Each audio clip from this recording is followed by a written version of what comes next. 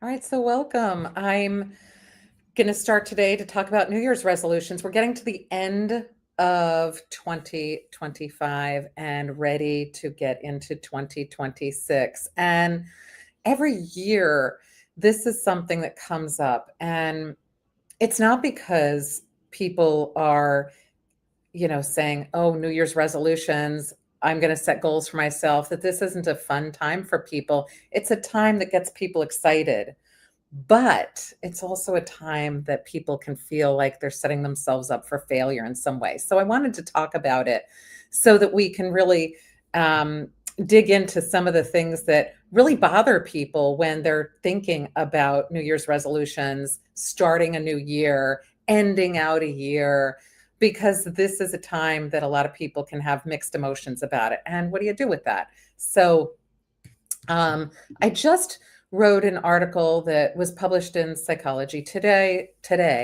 I'll also be putting it on my Substack as well. So if you're interested in anything that I talk about or write about, you can find me on Psychology Today and on Substack. And I put a lot of different things in both places, so you'll be able to find new and interesting things in both areas. So my name is Deborah Heiser.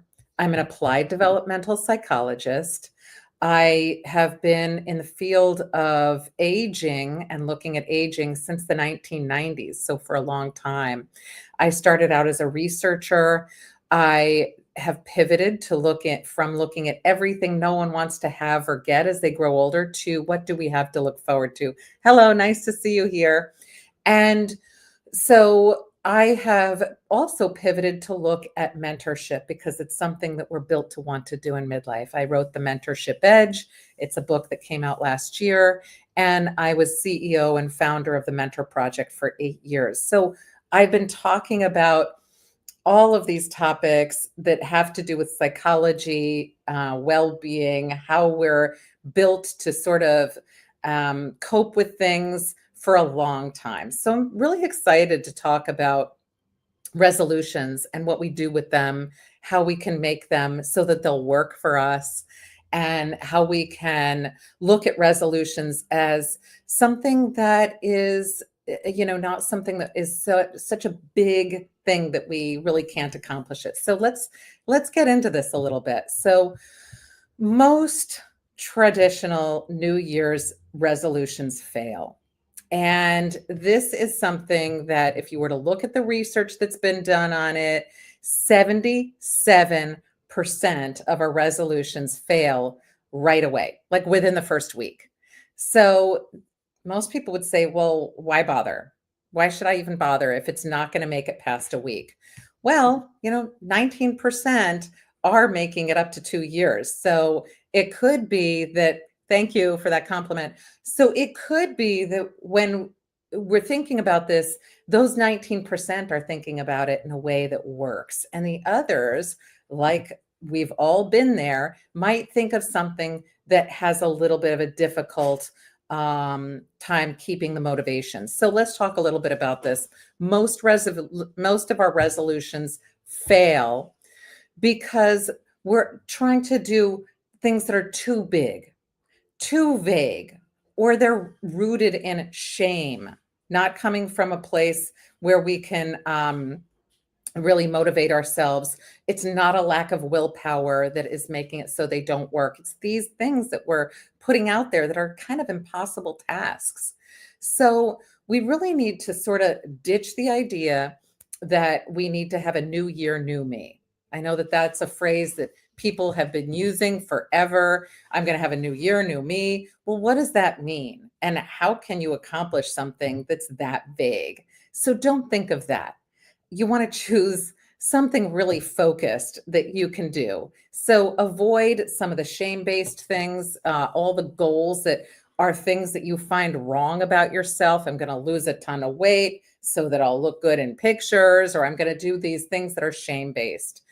So try to anchor your resolutions in meaning, in purpose, and connection, and things that can help to grow with as you go on. The motivation will continue to grow as opposed to, if you don't see a result right away, you might end up saying, I'm going to quit. This doesn't work for me. I'm not doing a great job at this. So, all right, I'm going to have to remove somebody from here.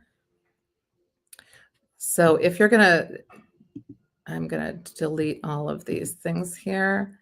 Hold on. Just had to ban somebody. So there we go.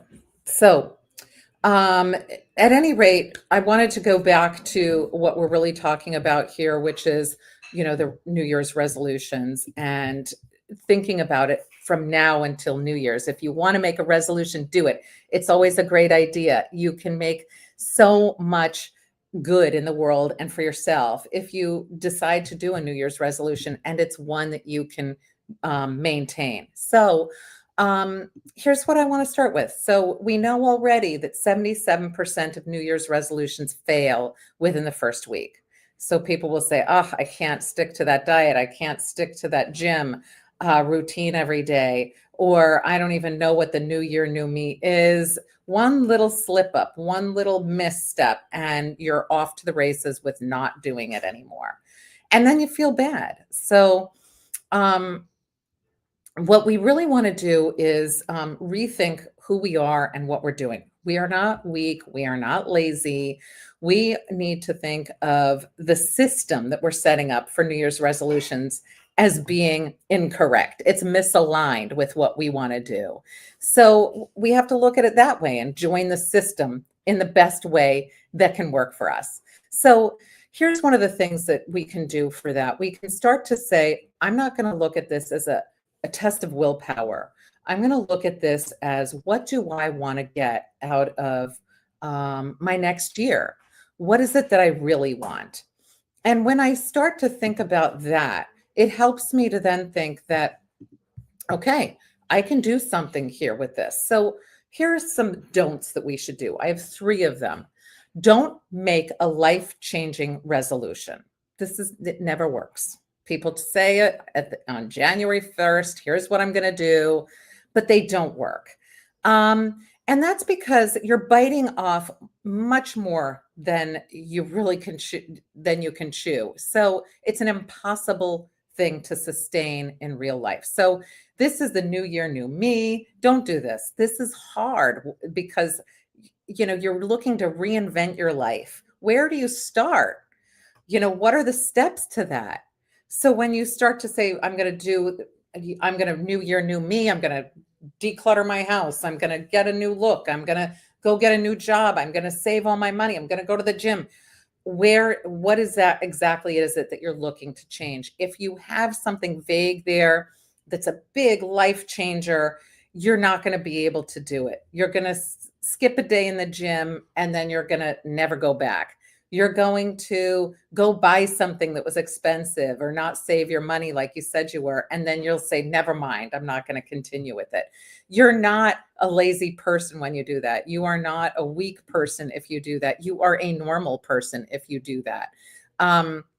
So this is something that if you are looking at these sorts of things, don't beat yourself up over it. You're just trying to do something that has been told to you all the time. Go ahead and make the new year the new you. Do something big, do something grand. And then you're setting yourself up for having problems with that. So anything that's going to be overwhelming, an all or nothing, try not to do that. That's not going to help.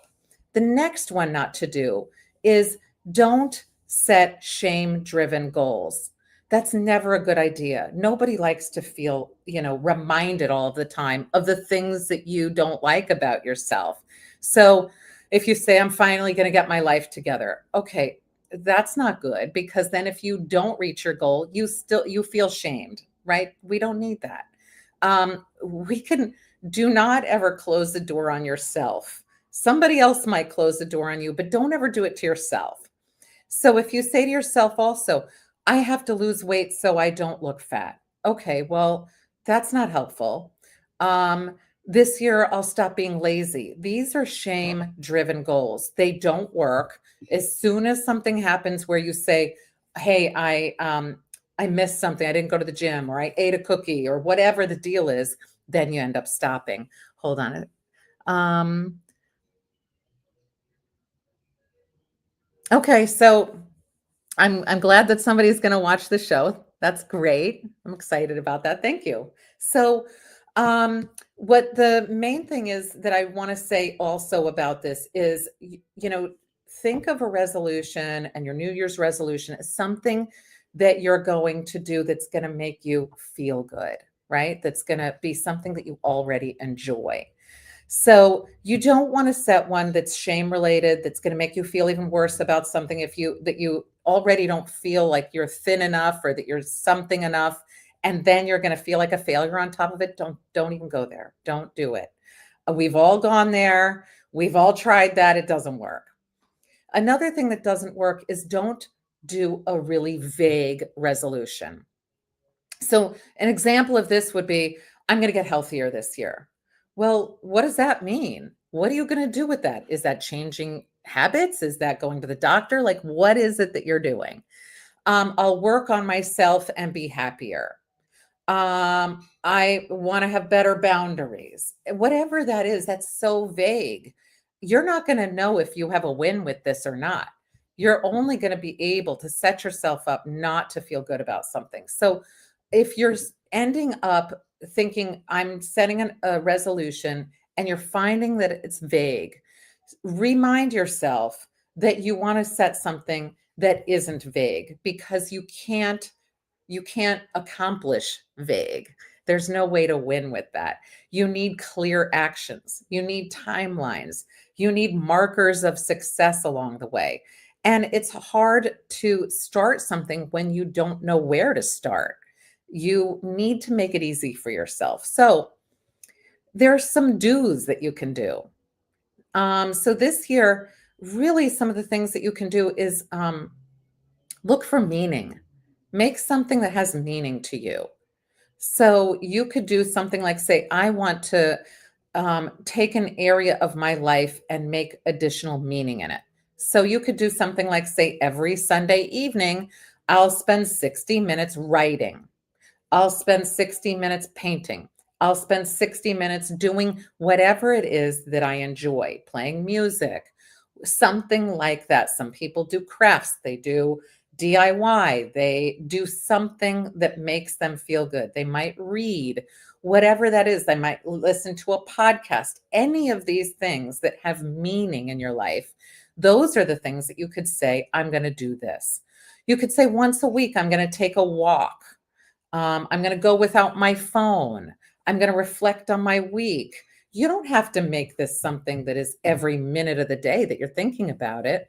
You just have to make it something that's meaningful to you, because this is going to maintain the motivation over time. You'll get well past that 1 week mark where 77% of us fail. The next one is purpose. So make a resolution that's connected with generativity. And I've talked a million times about generativity. I wrote about it in the Mentorship Edge. This is where you're doing something, you're caring for someone without expecting anything in return. So you're mentoring, you're volunteering, you're engaging in philanthropy, you're doing something for somebody else that, you're doing it just because you want to do it. We do this all the time. Most of us don't realize it. One of the things you could do very easily is join an organization. There's so many of them. There's Rotary, there's SCORE, there's a ton of different community organizations that you can join. You could join online organizations. Let's see. Yeah, express something, absolutely, for sure. Yeah, you're right. So it's how we are expressing it. So one of the things that you can do is, in any kind of way that you want, volunteer. And you could even say to yourself, in terms of the purpose, every year I want to go and volunteer my time at something. I know that every year people donate their time for, turkey drives or for food pantries or those sorts of things. You don't have to say that my New Year's resolution is going to be something I do every single day. You could say twice a year, I'm going to do something that is giving, that's generative. And that is something that is achievable. You can do that. That makes the world better. It makes you feel better. That's a very doable New Year's resolution. And the third one is connection. So if you create consistent small rituals with people, it's going to really make you feel good and it's going to make somebody else feel good. So you could say, I'm going to do a weekly call with somebody. I can tell you that every day, almost every day, if I go away or something, I can't do it, but almost every day I call a relative that I have. And he can't really leave the house very often. And I make a phone call to him. And I miss it if I don't speak with him. It makes me feel great. But I also know it matters to people that they know that others are thinking about them and that they care about them. So you could start some kind of a ritual where you are getting into contact with people that you haven't been in contact with in a while, or that you don't feel that you connect with often enough. And that could be a call, that could be a text, that could be getting together for a dinner or lunch or coffee or an activity, whatever it is, but you don't have to make it daily. You can make it as often as you want. You're just increasing your connection and you're connecting with the people that you care about. That's the important thing, is that this is something that you're doing that matters to you, but you're also making it better for somebody else too. So when we think of these resolutions and we think, like, let's not do something that punishes us. I'm going to go and do the things that I hate all year long. No, do the things that you love all year long. Just do more of it. And that's actually if you flip that around, it makes you want to do more of it. And it also makes other people feel great. So when we look at traditional New Year's resolutions, um, we are not lazy. We are not weak. If you are one of the individuals that says, I'm going to start something and it doesn't happen in the first week, you say, I'm quitting. Listen, that's the time to reframe. Say to yourself, okay, I'm going to do something else. Do not shame yourself. Do not tell yourself this, I'm getting the year off to a bad start. What you really want to do is say to yourself, okay, I'm going to anchor myself in meaning, purpose, and connection. What can I do in one of these? Because this is not going to evoke any kind of self criticism and it's not going to evoke anxiety. And this is going to help me to do better for myself throughout the year. So just pivot to that. So if you find yourself saying, I told myself I was going to lose 10 pounds in the first month and you don't beat yourself up. Just pivot. Do this other thing. Do the 3 do's that you can do. So reframe. Breaking a resolution does not mean that you're a failure. It is really just inviting a reset. It's inviting a reset in your expectations. It's inviting a reset in your strategy. So get right back on the horse and get right back at it, but just change your expectations and your strategy. That's it. And move away from punishing yourself or setting any kind of resolution that focuses on fixing something. You don't need to fix anything. You just need to reframe. You need to look at all the things that you want to increase that are purpose driven for you, that have meaning, that connect you with others. And that's going to make you end up having an amazing year. So I hope that the coming year is a very happy one, filled with lots of connections, meaning, and purpose, and that you're able to accomplish whatever goal that you do set, and that you're able to meet all of those expectations that you set for yourself. So anyway, that's it for today. I'll be back on tomorrow. I know it's holiday time, so my time frames are often not as good as I'd like them to be because my schedule isn't as flexible as it was before. So anyway, you can find me on TikTok, on Substack, on Psychology Today, on YouTube, on Instagram. So if you check any of those places, you're able to find out more about what I write about and what I talk about. And I welcome any comments or any suggestions that you have for anything else you'd like me to talk about or write about. So thanks and have a great day.